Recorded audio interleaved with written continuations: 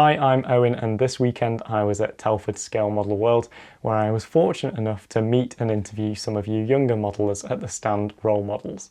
Now, if you don't know what Role Models is, it's a Facebook group for young modellers under the age of 15 to meet and share their modelling content. So if you're under 15, I definitely recommend that you go check out their page. I've put a link to it in the video description. Anyway, you guys certainly taught me a few things. Up first, here's Thomas. I asked him to show me one of his favourite models that he'd built. This is the King Tiger tank. I built this only a few weeks ago when I was on holiday. It was a bit annoying to build this. In my head I thought a lot of cussing, but generally it looks brilliant. I believe it looks really good. How did you paint it? Is that airbrush? Yes, it is airbrushed. So what I did was I poked holes through a piece of card and then I spray painted it over here, and then it created a random pattern and it ends up looking really good. How did you get into scale modelling? What inspired you to start? My dad said, "Do you want to try this?" and I tried it, and then I just carried on doing it. Next, I chatted to Morrigan, and I first asked her how she went about painting her fantastic Stug model. I use an airbrush that I borrow from my dad, and I just did it freehand, which I have not done before. I put this mucky wash, which I mixed with a light and a dark one to get this greyish colour.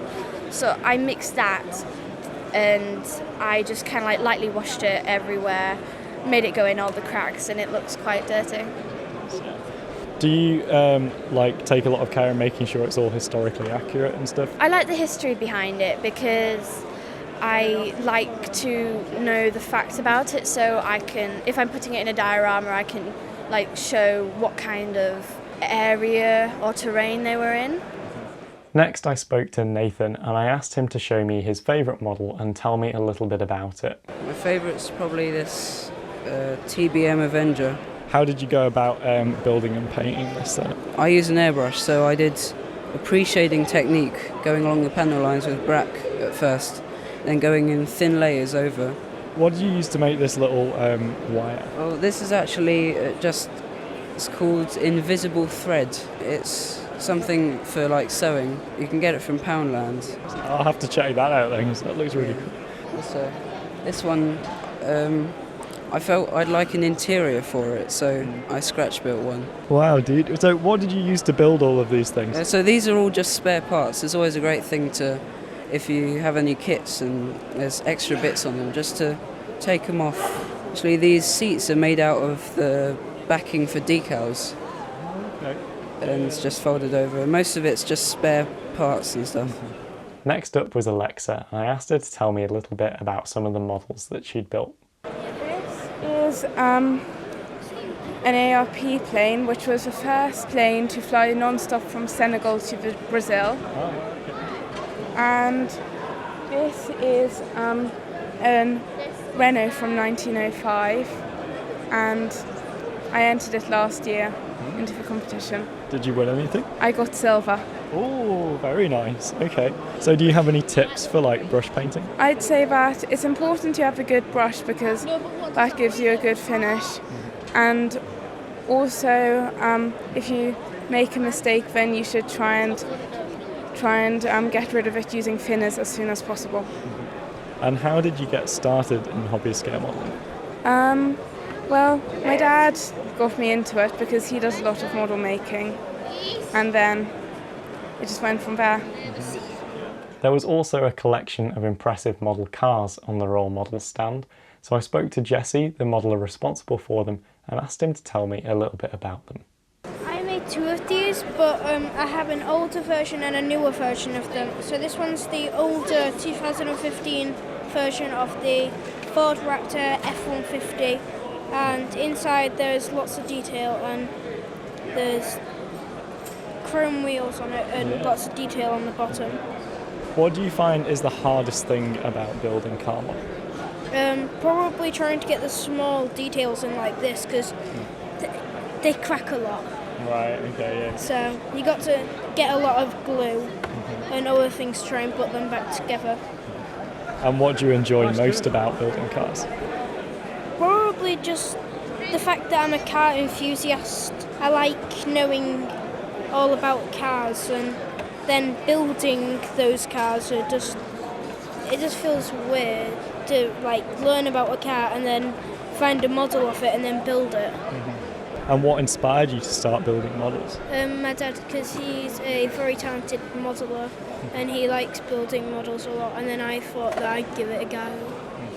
As my final question, I asked each of them what advice would they give to someone who is just starting out in the hobby? Well, if things get stressful, buy a squishy, because they get really stressful sometimes. And if you're a grown man, try not to swear. Try to not get glue over your hands, because if you get glue over your hands, things like this will, every time you try to put them on, they'll keep on coming off and sticking onto your fingers. And paint carefully, because things like this are hard to paint when you're 4.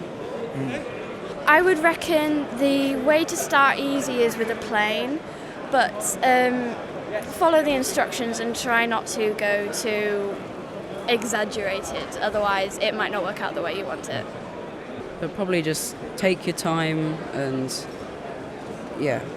usually get an airbrush is quite a vital thing because it really improves how good your builds are, because I noticed that when I started using an airbrush. I'd recommend a simple kit first, probably a plane, because they're relatively easy to do and then you have quite a lot of satisfaction.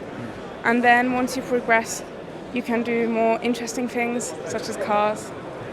Start off with the easy no glue models from Revel, because it's easier to put together and more easy to build. I would prefer starting off with Revel and Airfix models. So there you go, that's some great advice from Alexa and Morrigan, Jesse, Thomas and Nathan. Thank you so much, and it's great to see so many young and talented modelers being so enthusiastic about the hobby. Keep up the good work, guys, you're doing a great job. And if you'd like to join the role models page, make sure that you check the link in the video description. And also, if you'd like to see my full coverage of the Telford Scale Model World 2019, make sure you click the link in the video description or at the end of the video. Otherwise, thank you very much for watching, and I'll see you next time.